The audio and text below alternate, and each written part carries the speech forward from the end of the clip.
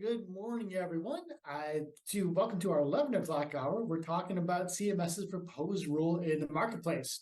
If you are joining us from the 10 o'clock hour, welcome back. Or if you are brand new here at 11 o'clock, welcome for the first time. Happy to see you either way.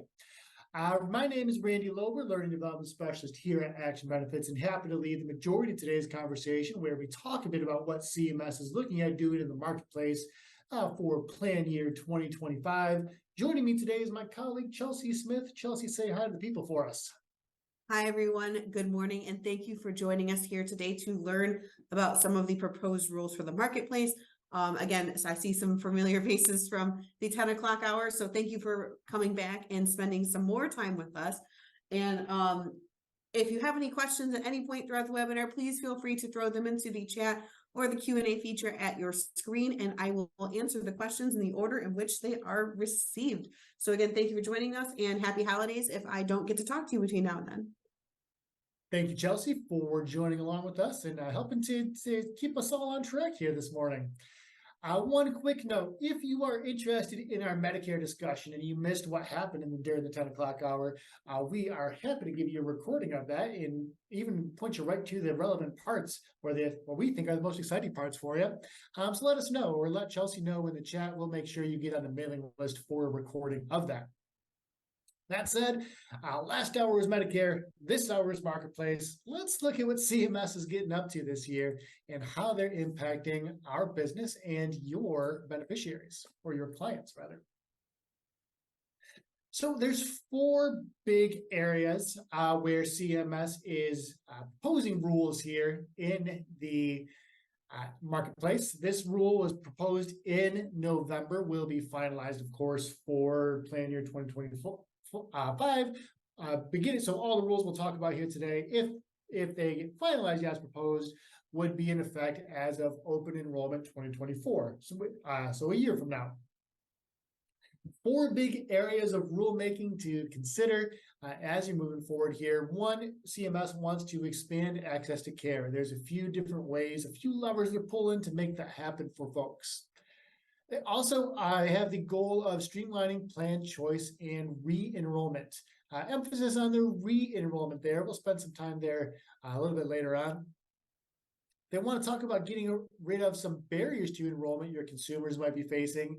And there's a few more consumer protections they're adding to the marketplaces as a whole. You'll note here that CMS has nothing to say about agent broker compensation here in the under 65 market. That was in the Medicare space. So the news here isn't as earth-shattering, right, to your income. Might not impact your pocketbook the same way, but it does impact the way you may be taking care of your clients in the under 65 market going forward. So without further ado, let's dive in. When we talk about expanding access, here's what CMS wants to do. We should note that there's a lot of the regulations or proposals we'll talk about here today do deal with SBMs, or state-based marketplaces. So states that run their own health insurance exchange independent of healthcare.gov. The reason we think it's important for you to hear about that is because there's legislation that has been introduced in the Michigan state legislature, in the state Senate, to move Michigan off of healthcare.gov and into its own state-based marketplace. So if and when that legislation does get taken up and does get to the governor's desk, you'll have a head start on knowing what's happening and how that might change for a business for you going forward. All that said, right now, looking at your healthcare.gov states, right? So states that do use the marketplace or healthcare.gov for eligibility for enrollment, so on and so forth. They have what are called network adequacy standards to make sure that the plans that carriers are offering have enough doctors to serve the people that might enroll in those areas. And right now, in the current state, the rules for states that use healthcare.gov and the states that facilitate their own marketplaces are different. First thing CMS is proposing to do is make those standards the same. So to bring those states, especially with time and distance requirements, how far away doctors are and how long it takes to get there for your clients, and especially when we're looking at specialists and the availability of those in a given area. They're going to make sure that healthcare.gov states and state-based marketplaces are on the same playing field. And again, that may be important if you do work in multiple states. Maybe you're licensed in all 50 states, right? Or maybe you're licensed here in the Midwest, and there are a few states nearby that don't use healthcare.gov. So you'll see that, and that might affect your clients' plan choices going forward. Here's another big thing, though, that makes sense to a lot of consumers, and hopefully makes sense to you as well. Routine adult dental may be included as an EHB, as an essential health benefit, on a state-by-state basis, and how the plans want to approach that. Meaning, that your teeth in this case are no longer luxury bones, for lack of a better word. That your adult folks would have the same access to preventive care and at the same cost to preventive care as part of their health plan, just like they would for pediatric dental.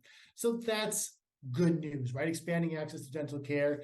We know that dental health is predictive of a lot of other health conditions someone might be faced with. So on the whole, probably a good thing on overall, even if it may increase premium dollars a few to cover that benefit. Another thing which you may not know about, in fact, I didn't know about this until I was doing some research here for today, is that, well, I do know that plans have pharmacy and therapeutics committees, right, that make decisions about formularies and what should be included on a formulary and what should not be, and where should I put things on different tiers in the formulary. What CMS is mandating that all carriers do is include consumers on that pharmacy and therapeutics committee, right? And the goal there is to inject some objectivity there. So there's not doctors that are not just doctors, rather, that are paid by the plans to make decisions, or pharmaceutical reps that are paid by the plans to make decisions about the formulary. CMS is hoping to include the consumer's voice in some of that design here as well, by asking each plan on a marketplace, rather, to involve consumers in that process. So that could be good news for your folks going forward too. The other thing that you might want to be aware of, especially if you are working in multiple states, and especially if you're working in states that have not yet expanded Medicaid, as about 35 states in the nation have done, in a bid to make Medicaid expansion more, I guess, palatable to those states.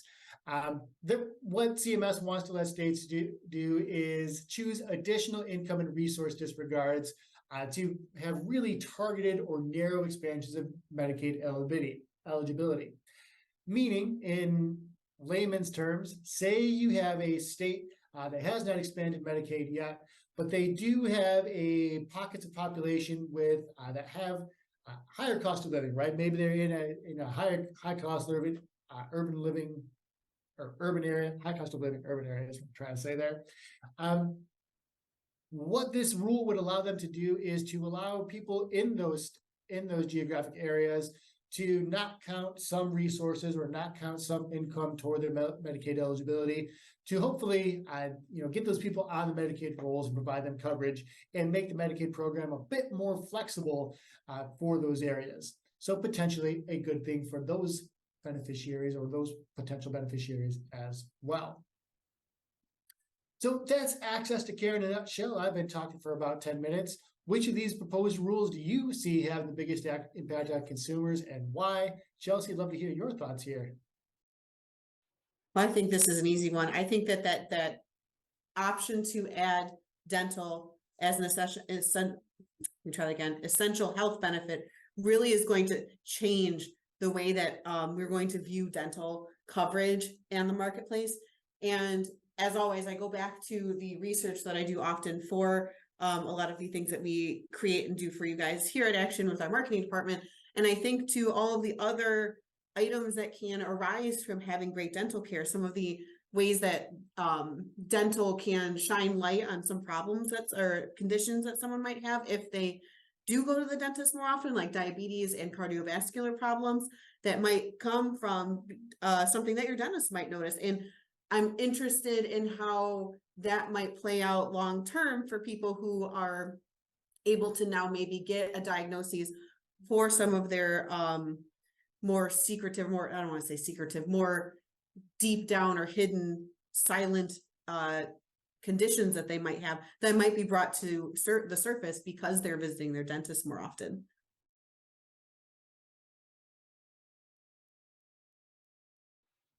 Yes, absolutely. And there's a few, people in the chat echoing that